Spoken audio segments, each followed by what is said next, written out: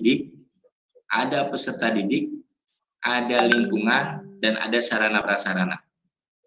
Kalau pendidik, saya tidak bicara panjang lebar karena semua orang yakin, semua orang tahu bahwa pendidik itu punya peranan yang luar biasa untuk para siswa dalam belajar. Tapi kalau misalnya pendidiknya juga mengajarnya ogah-ogahan, ya sama kayak saat ini. Saya nggak tahu hasil belajar untuk siswa saya sekolah saat ini yang belajar mandiri di rumah, apakah sama dengan siswa yang notabene ada di kelas?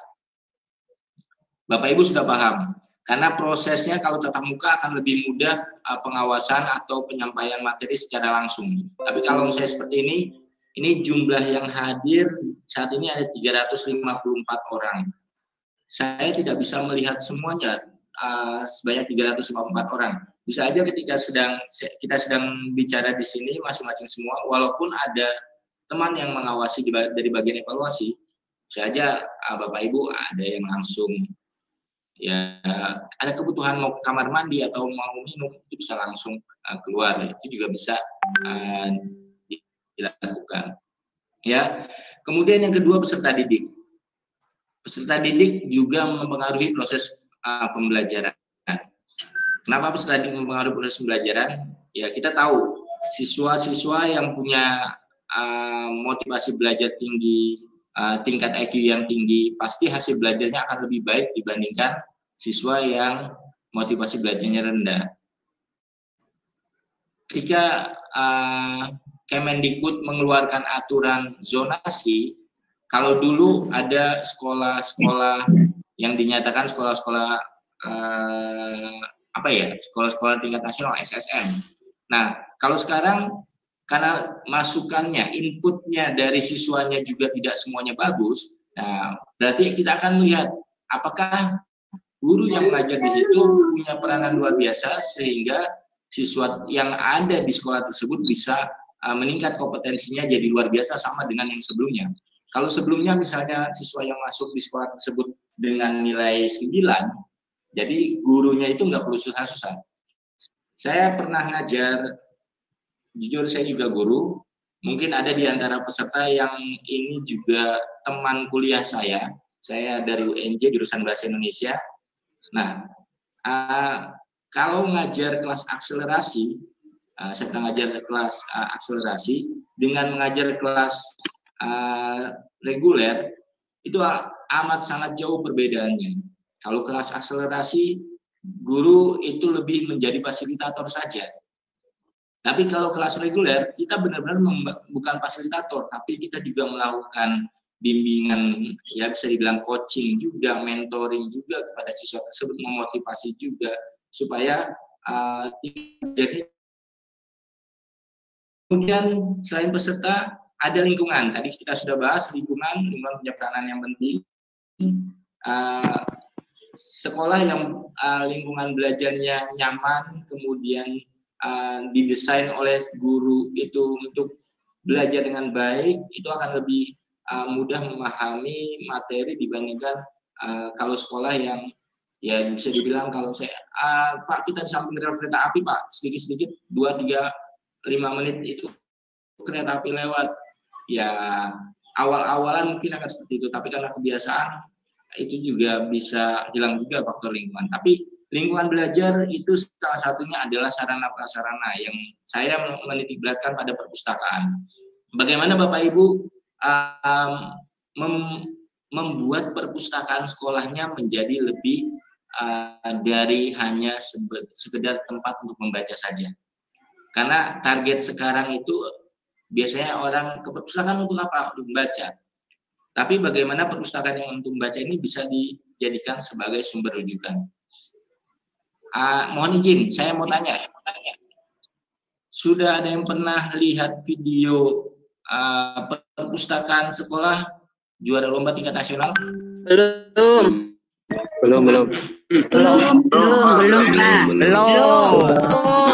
Siap. Nah, baik. Ini share screen saya mati.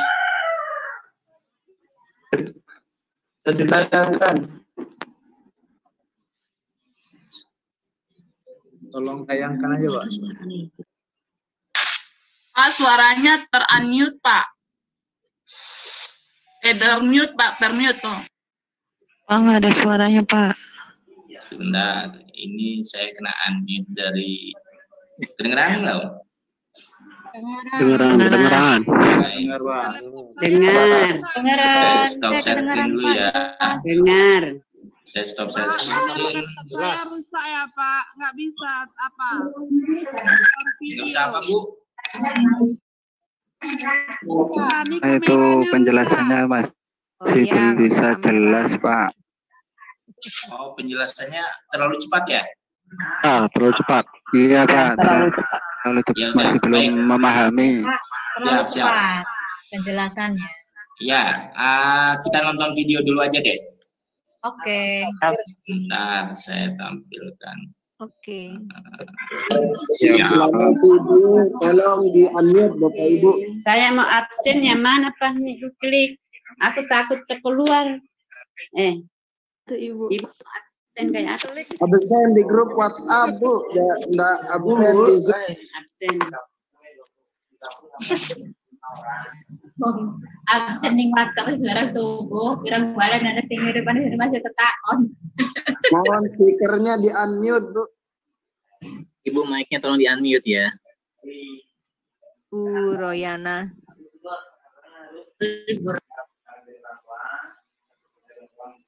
Mohon izin, Bapak Ibu, ini Mas Bondan sudah ditentukan ketua kelas belum, Mas Bondan? Belum, Mbak. Nanti minta tentukan ketua kelas saja. Betul, Pak. Harus ada koordinatornya. Biar lebih mudah koordinasinya. Betul. Baik Pak. Nanti saya akan koordinasikan di grup peserta WA, Pak ya. Iya. Ya, silakan Bapak Ibu di unmute lagi. Kumpulnya 63 lembar. Bentar, Pak, saya cari videonya dulu. Bentar kalau nggak baca ya. Ada yang baca.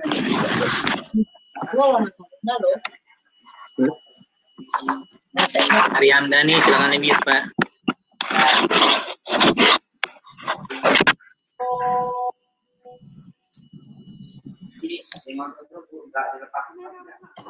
Kamera laptop saya rusak Pak, nggak bisa nampak video. Sebentar, belum, Bu. Belum, ini saya tampilkan dulu.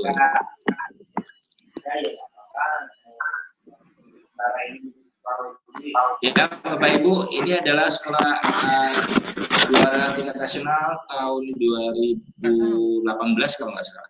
Prapanca. Tonton dulu ya.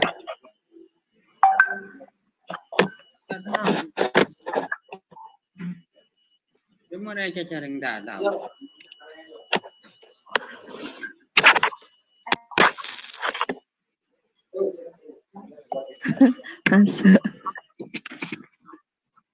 Ahmad, audionya mungkin belum di-connect ya? Tidak keluar suara?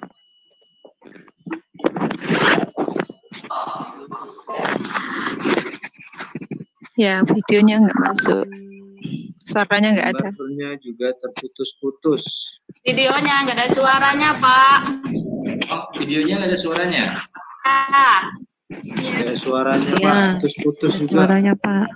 Ya, videonya nggak ada. Bapak belum sebelah kanan, Pak, bagian audio. Mantap, cerdas semua. Minta linknya aja, Pak, videonya. Kedengeran nggak? Atau Kamu putus dulu? bukan kita aja. Kurang dengar biar kita kasih tahu ke Bapak itu. Ya, di-share di WA. Pegang sini tuh. Di WhatsApp. Ngomong terus. Apa di unmute semua dulu. Videonya kurang ini. Suaranya kurang dengar nih. Nanti saya kirimkan videonya di forum. Jadi link YouTube-nya akan saya kirimkan di forum. Pak, sekarang aja nggak dengar nih, Pak. Kedengeran ya? Nggak ada suaranya, Pak. Nggak ada suara. Cocok di forum saja, Pak. Baik, saya lanjutkan saja. Lanjut, Pakai Pak ini, Heri. Bang. Kalau udah ngomong pakai ini. Ya.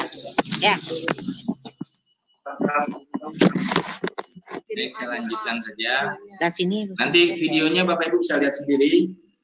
Ya. Video bisa lihat, suaranya nggak bisa kedengaran. Baik. Ya, kita lanjut. Ya, jadi perpustakaan itu sebagai sarana untuk mendukung proses belajar mengajar di sekolah. Karena kalau kita bicara di sekolah, perpustakaan sekolah tidak digunakan oleh guru-guru, dia hanya akan jadi tempat menyimpan buku teks. Muslim, permisi Pak, ribut. Ya, Pak Alwi, kedengeran? Ada suara. Makanya Pak Muslim, kalau bisa di-mute aja yang pesertanya, biar nggak rame gini Pak Muslim. Coba rame Pak, di-mute aja semua dulu. Itu yang anak-anak tadi unmute aja selama proses pembelajaran. Iya, usul untuk suaranya itu tahun 2018 ya Pak ya. Iya. Mas Hari.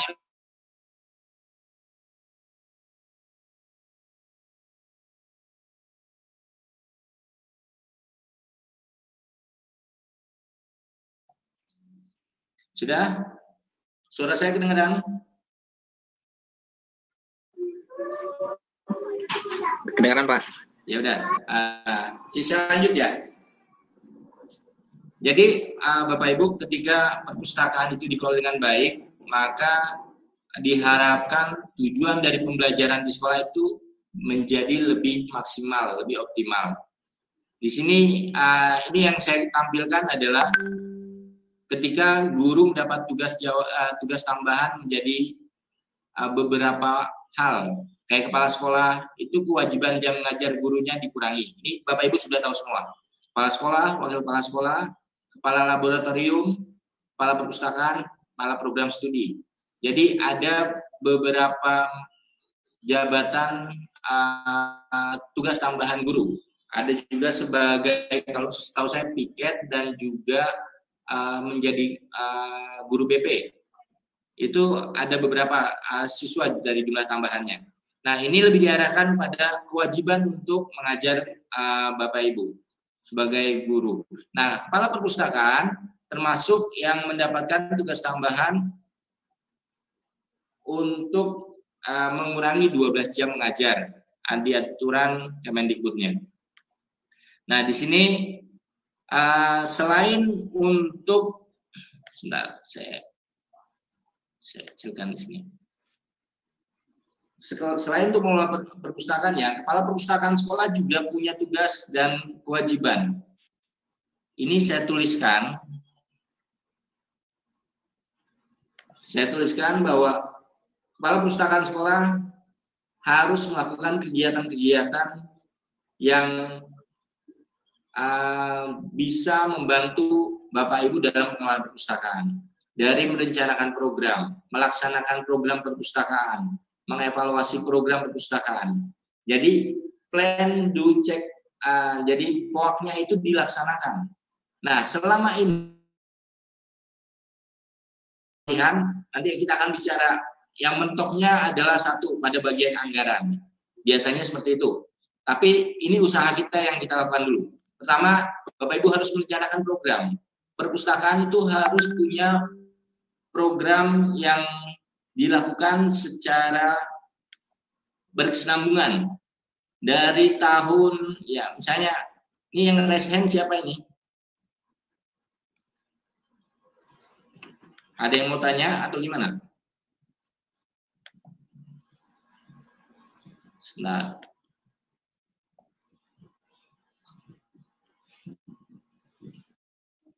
Ya, jadi merencanakan program itu Bapak Ibu harus buat program tahunan, program ya hampir sama kayak program sekolah.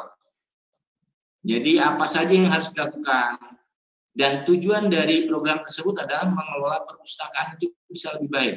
Pengembangan koleksi, kemudian pengolahan bahan perpustakaan.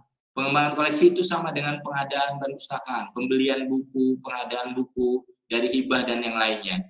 Kemudian ada juga yang dilakukan dalam bentuk pengolahan bahan perpustakaan. Pengolahan bahan perpustakaan itu lebih diarahkan pada bagaimana buku diolah dengan DDC atau dengan mengklasifikasi itu sebelum diolah. Setelah diolah, layankan untuk guru dan juga untuk siswa. Ketika layanan yang dilakukan untuk guru dan siswa, Bapak Ibu juga harus melakukan kegiatan-kegiatan literasi sekolah. Literasi sekolah itu bisa dalam bentuk kegiatan baca buku yang sering dilakukan Bapak Ibu, membaca buku setiap awal waktu gerakan literasi sekolah, tapi juga bisa dilakukan bagaimana Bapak Ibu bisa meningkatkan literasi siswa, bukan cuma membaca, bisa bercerita, mendongeng, atau kegiatan-kegiatan terkait dengan proses pembelajaran itu juga bisa dilakukan. Kemudian ada evaluasi program perpustakaan. Ini lebih mengevaluasi apakah kegiatan sudah berjalan dengan baik sesuai dengan program yang ada. Nah, kemudian ada pengembangan koleksi. Pengembangan koleksi ini lebih bagaimana Bapak Ibu menambah koleksi perpustakaan, bukan cuma buku teks saja. Kalau misalnya Bapak Ibu bicaranya buku teks saja, buku teks Bapak Ibu nanti saya akan kirimkan standar nasional perpustakaan yang sesuai dengan aturan tingkat nasionalnya. Standar nasional perpustakaan itu di sini semua SD ada, SMP ada, SMA ada kan, atau MA, MTS. Nah, kalau semuanya ada, nanti saya akan coba kirimkan di LDK saja. Nanti saya akan masukkan SNP-nya di situ. Jadi standarnya berapa jumlah koleksi yang harus ada, walaupun nanti ada materi pengembangan koleksi, Bapak Ibu juga bisa mengeksplor di sana. Antara buku teks dengan buku fiksi, dengan buku non fiksi, itu ada standarisasinya. Kemudian mengorganisasikan informasi, ini mengolah bukunya, melayangkan untuk sekolah itu biasanya maksimal dari jam 7 sampai dengan jam 4 atau sampai jam 3. Selama 7 jam untuk misalnya untuk SMP atau 8 jam untuk SMA. Itu juga jadi satu hal yang menjadi penilaian juga dalam pengelolaan perpustakaan. Nah, kemudian menerapkan teknologi informasi. Ketika kita bicara teknologi informasi, maka Bapak Ibu bisa melihatnya dalam hal apakah perpustakaan sudah diotomasi dengan baik atau belum, atau apakah perpustakaan sudah menggunakan otomasi perpustakaan atau belum. Ini sudah ada yang nanya, Pak, untuk pengelolaan buku kurikulum tahun depan, tahun-tahun sebelumnya jumlahnya sangat banyak. Nanti kita bahas pada diskusi ya. Ini jadi catatan juga. Pada forum diskusi kita akan diskusikan. Kemudian mempromosikan perpustakaan. Pertanyaan saya, apakah perpustakaan Bapak Ibu sudah dipromosikan atau belum? Ada promosi atau belum? Atau siswa sudah datang ke perpustakaan, setelah sudah datang mereka ngapain ke perpustakaan? Itu juga jadi PR juga. Karena kalau misalnya Bapak Ibu tidak melakukan promosi perpustakaan, maka anak-anak nggak tahu apakah di sekolah Bapak Ibu ada buku fiksi apa. Karena konsep perpustakaan itu kan Bapak Ibu sudah paham bahwa perpustakaan itu harus menjalankan 4 pilar, fungsi-fungsi perpustakaan. Dari fungsi pendidikan, fungsi informasi, fungsi rekreasi, fungsi pelestarian. Nah, fungsi rekreasi salah satunya adalah dengan membaca atau dengan Bapak Ibu bisa membuat suasana perpustakaannya nyaman. Kalau suasana perpustakaan nyaman, walaupun tidak harus dengan AC atau tidak harus dengan menggunakan sarana yang serba mewah, tapi Bapak Ibu bisa membuat anak-anak nyaman datang ke perpustakaan. Bahkan kalau misalnya Bapak Ibu bisa membuat anak itu, kadang ada guru yang jadi tempat curhat oleh siswa, itu juga bisa lebih menghadirkan perpustakaannya akan lebih banyak dikunjungi oleh siswa. Atau Bapak Ibu juga bisa buat program yang namanya kader buku atau klub pencinta buku, atau jadi kegiatan eskul yang bisa paling tidak bisa membantu Bapak Ibu juga dalam pengelolaan perpustakaan. Siswa tersebut bisa membantu dalam layanan perpustakaan, tentunya di waktu-waktu tertentu sesuai dengan arahan dari kepala sekolah. Ya. Pertanyaan ini sudah ada yang tanya juga, nanti kita jawab pada saat forum diskusi ya. Kemudian Bapak Ibu juga mengembangkan kegiatan-kegiatan yang berkaitan dengan sumber-sumber informasi, kegiatan literasi, saya membaca buku, lomba membaca puisi, lomba bercerita dari koleksi yang ada di perpustakaan ketika misalnya ulang tahun sekolah, atau ketika Bapak Ibu bisa koordinasi dengan guru, karena perpustakaan itu bisa didaya gunakan kalau gurunya mengerti koleksi perpustakaannya apa saja. Apakah Bapak Ibu pernah mendiskusikan dengan wakil kepala sekolah bidang kurikulum, Pak, Bapak, Ibu, apakah guru-guru di sini, ya walaupun Bapak Ibu sebagai guru ya, apakah guru-guru membutuhkan koleksi apa saja yang utamanya? Jadi koleksi yang dibeli itu bukan lebih banyak saya koleksi buku teksnya saja, tapi bisa saja Bapak Ibu bisa membeli beberapa koleksi terkait dengan fiksi atau non fiksi yang bisa membantu proses pembelajaran. Nah, itu bisa lebih memudahkan Bapak Ibu. Ya, kemudian etos kerja dan profesionalisme ini Bapak Ibu bisa ikut kegiatan-kegiatan di IPI. IPI itu Ikatan Pustakawan Indonesia, atau Bapak Ibu juga bisa ikut di ATPUSI. ATPUSI itu lebih diarahkan pada Asosiasi Tenaga Perpustakaan Sekolah Indonesia. Bapak Ibu bisa mendaftar ke ATPUSI, kegiatan-kegiatan ATPUSI itu bisa lebih baik lagi. Bapak Ibu, diskusi memang belum saya buka. Diskusi itu dibuka nanti setelah proses pemaparan selesai. Nanti kalau saya diskusi sudah dibuka, baru saya akan ajukan saya pertanyaan, atau nanti Bapak Ibu bisa tanya di situ. Nanti diskusi kalau saya kurang waktunya, tidak hanya hari ini, nanti selama proses pelatihan saya akan buka forum diskusinya, tapi lebih diarahkan untuk kawasan pendidikan ya, atau yang saya tahu nanti akan saya sampaikan. Seperti itu. Jadi kita tidak tanya dulu, nanti lebih diarahkan, karena Bapak Ibu juga nanti akan belajar juga pelestarian. Kalau NPP nanti bisa saya jawab seperti itu. Ya, saya lanjut dulu. Nah, ini tenaga pendidikan di Undang-Undang Sistem Pendidikan Nasional. Intinya adalah tenaga perpustakaan sekolah adalah memfasilitasi proses pembelajaran yang berkualitas, memfasilitasi terjadinya belajar pada peserta didik, dan memfasilitasi hasil belajar optimal sesuai dengan potensinya.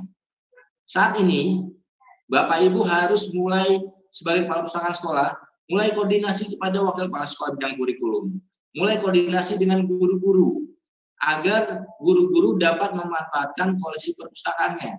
Karena tenaga teknis pendidikan itu, ya perpustakaan bisa dikelola oleh satu sekolah minimal ada 2, satu itu guru, misalnya kepala sekolahnya, kepala perpustakaannya itu guru yang dapat tugas tambahan. Nah, ada satu lagi sebagai tenaga pengelolanya. Kalau di Surabaya itu difasilitasi oleh pemerintah kotanya. Tapi kalau ada daerah yang tidak ada difasilitasi, dia yang buka pintu, dia yang mengolah, dia yang melayani. Kalau dia ngajar perpustakaan ditutup, ya itu juga bisa jadi PR yang luar biasa. Nah, nanti diharapkan bisa ada koordinasi dengan misalnya minta 2 orang guru untuk mengelola perpustakaannya. Jadi tugas-tugas yang sesuai dengan Undang-Undang Sistem Pendidikan Nasional itu bisa berjalan, memfasilitasi pembelajaran yang berkualitas, supaya perpustakaan itu tidak hanya dianggap tempat nongkrong saja.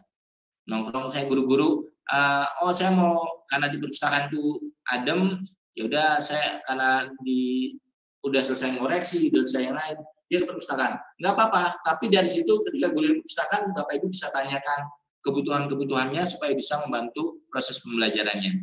Nah, utamanya di sini bahwa bagaimana Bapak Ibu membuat perpustakaan itu sebagai pusat sumber belajar. Karena kalau misalnya Bapak Ibu sudah membuat perpustakaan sebagai pusat sumber belajar, maka tujuan pendidikan akan bisa diarahkan ke situ. Bagaimana kegiatan literasi, bakat, keterampilan, minat baca, itu bisa ditingkatkan dengan membuat perpustakaan sekolah menjadi pusat sumber belajar. Ya, baik. Ini adalah penyelenggaraan perpustakaan menurut Undang-Undang 43 tahun 2007 tentang perpustakaan. Kalau misalnya dilihat di Undang-Undang 43 bahwa setiap sekolah madrasah harus menyelenggarakan perpustakaan yang memenuhi standar nasional perpustakaan dengan memperhatikan standar nasional pendidikan. Di dalam Undang-Undang 43 juga wajib koleksinya memiliki koleksi buku teks yang ditetapkan wajib sesuai dengan jumlah peserta didiknya. Ya, karena kalau misalnya tidak ada peserta didik tidak tercukupi jumlahnya, bagaimana dia belajar. Kemudian mengembangkan koleksi-koleksi lain untuk mendukung pelaksanaan belajarnya. Bapak Ibu, mohon izin. Paparan saya terlihat semua atau kepotong gambar?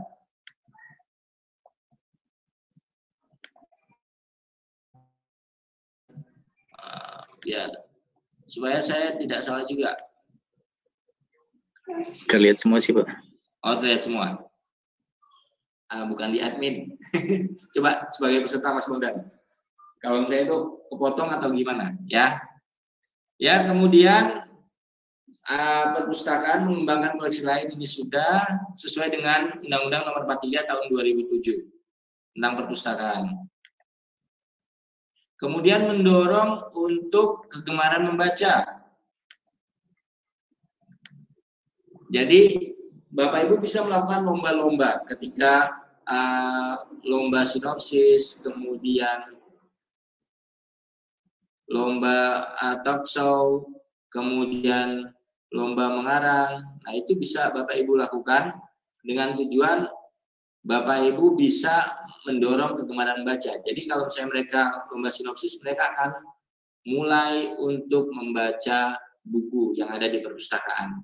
Karena kalau Bapak Ibu tidak koordinasi, ya sekali lagi ke guru atau ke bagian kurikulum, ini tidak akan dilaksanakan dan koleksi yang ada di perpustakaan tidak akan bisa digunakan.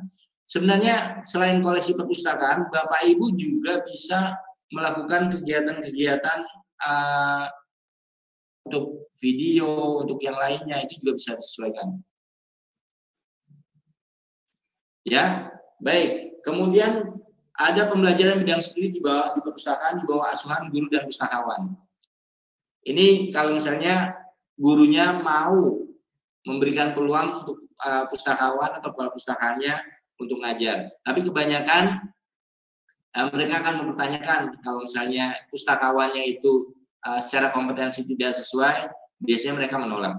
Kemudian pengajaran program literasi informasi ini masuk dalam kegiatan, terlibat dalam merencanakan perangkat pembelajaran. Ya, sebenarnya kepala pustakaan sekolah ini di awal tahun bisa mengusulkan perangkat pembelajaran apa saja yang dibutuhkan. Jadi dia bisa mengusulkan ke bagian kurikulum. Kemudian membantu guru mengakses dan mendayagunakan informasi publik. Ini tugas tambahan guru yang dapat tugas tambahan sebagai kepala perpustakaan. Karena kalau misalnya Bapak Ibu merencanakan mendayagunakan informasi publik, berarti Bapak Ibu harus koordinasi ke gurunya, informasi apa saja yang dibutuhkan oleh guru tersebut. Kemudian membantu dalam menyelenggarakan kegiatan membaca buku elektronik. Nah, Bapak Ibu, apakah semua sudah menjadi anggota perpustakaan nasional? Sudah.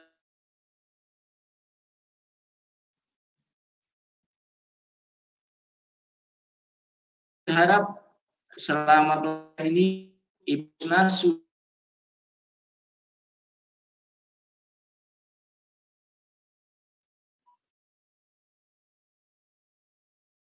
baik, mudah-mudahan nanti pelan-pelan kita akan upayakan supaya supaya menjadi sudah download Ipusnas.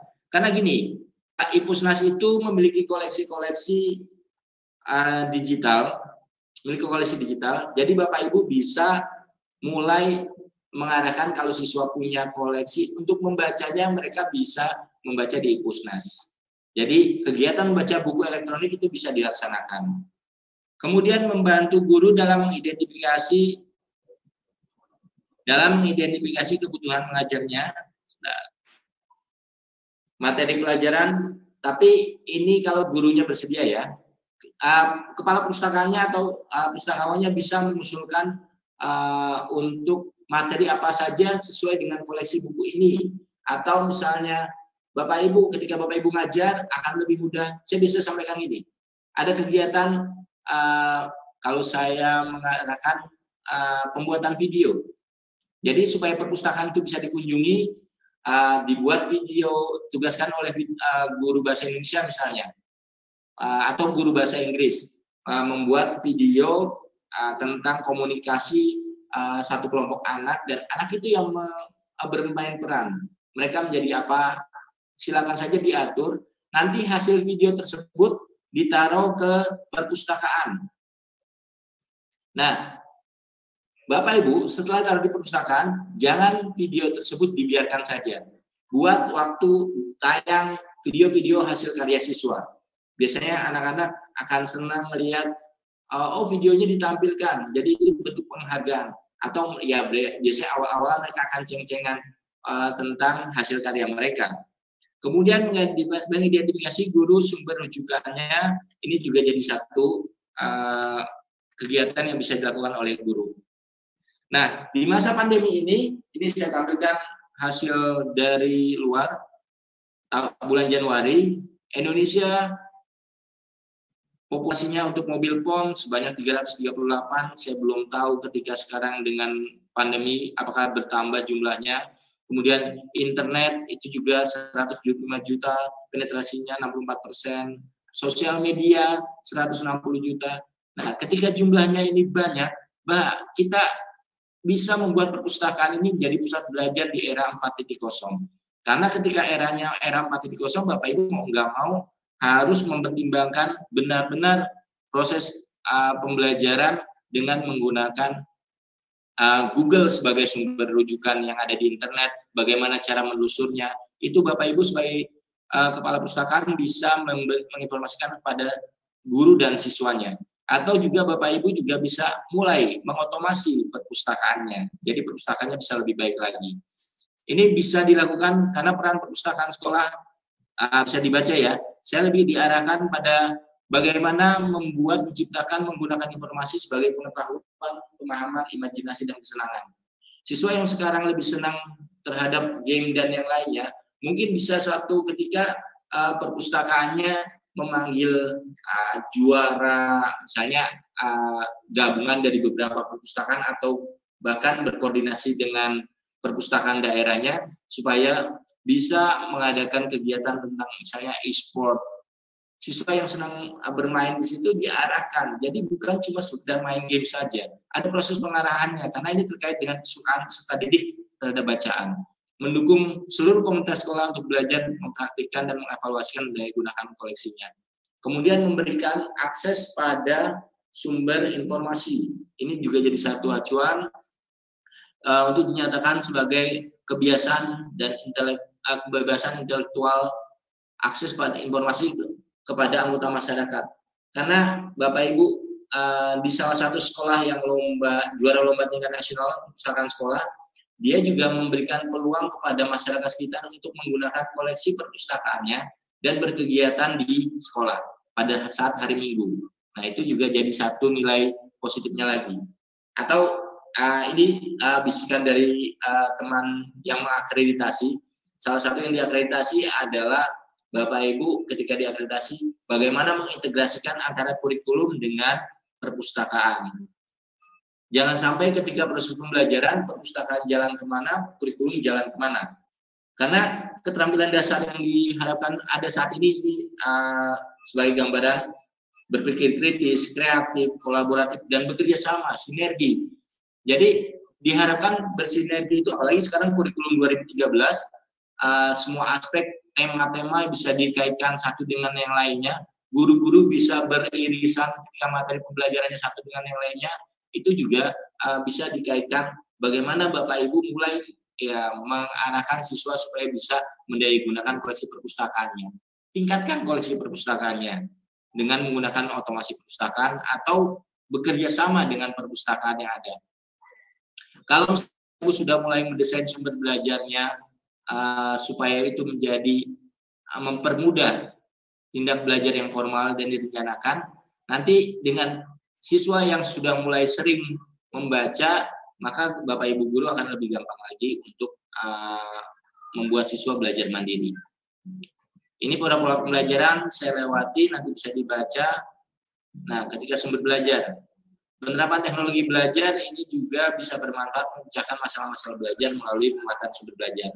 Nah, sumber-sumber belajar selain koleksi tercetak, Bapak Ibu juga koleksi elektronik punya peranan yang luar biasa.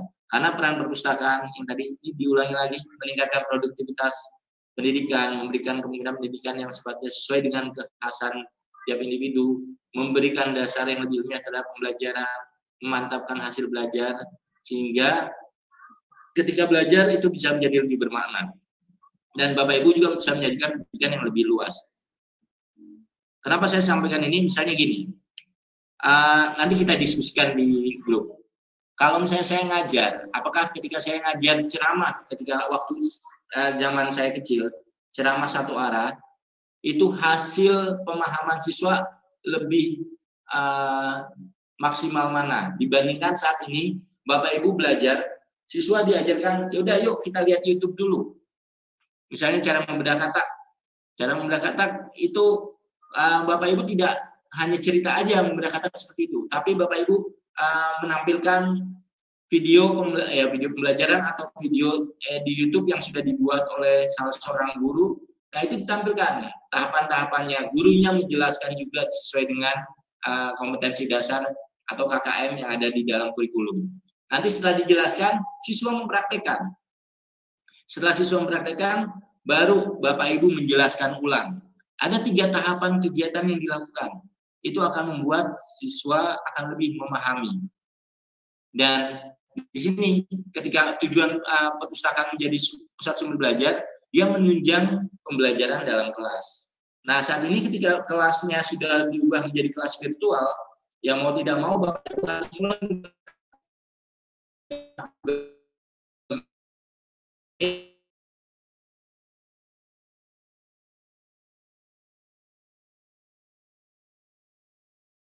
kemarin teman saya waktu saya kuliah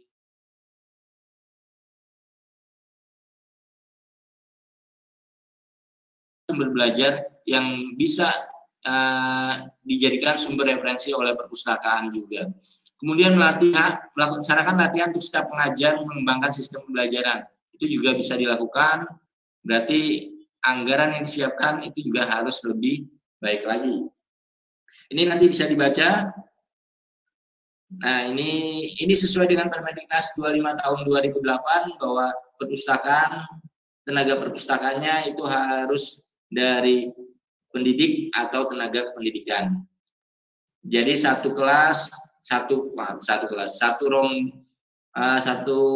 perpustakaan harus memiliki 1000 koleksi minimal, dan dia biasanya memiliki 6 rombongan belajar.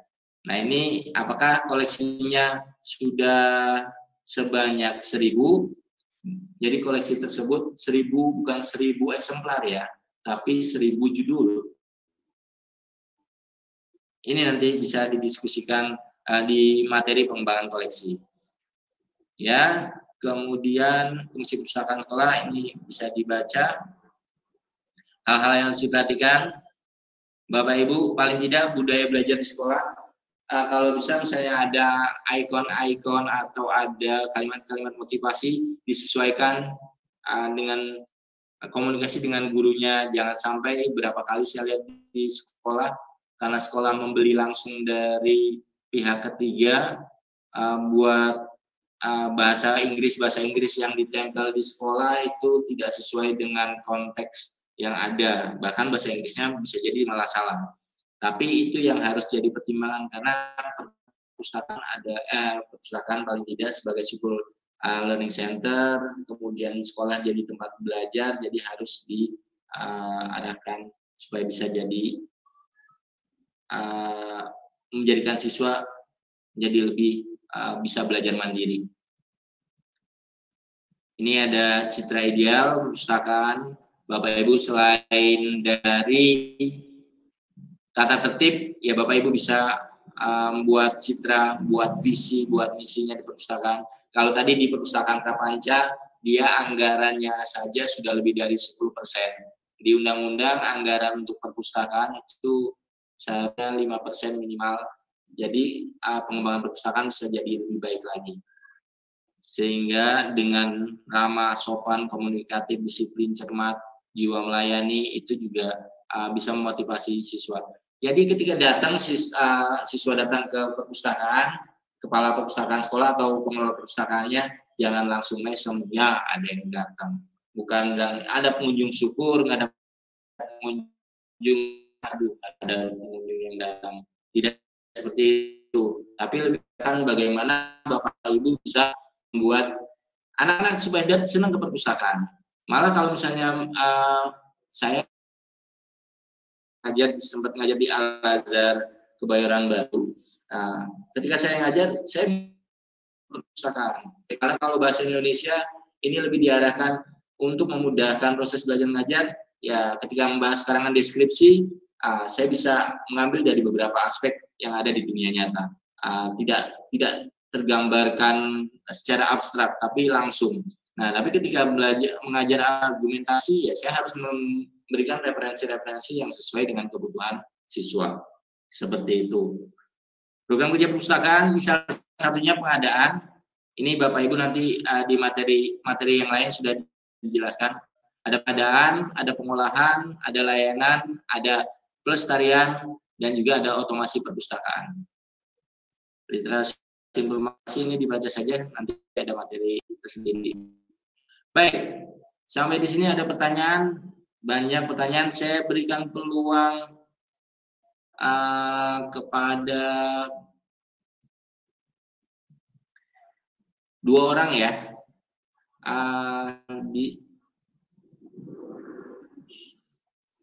Pada 2 orang, ini sebenarnya ada yang Pak. Sebentar. Ini ada 10 orang yang raise hand. Saya Pak dari Surabaya, Pak. Dari Surabaya. Iya, Teresia dari Surabaya, Pak. Baik, satu-satu dulu. Bu Teresia dulu. Ya, terima kasih, Pak. Selamat pagi, Pak Muslim.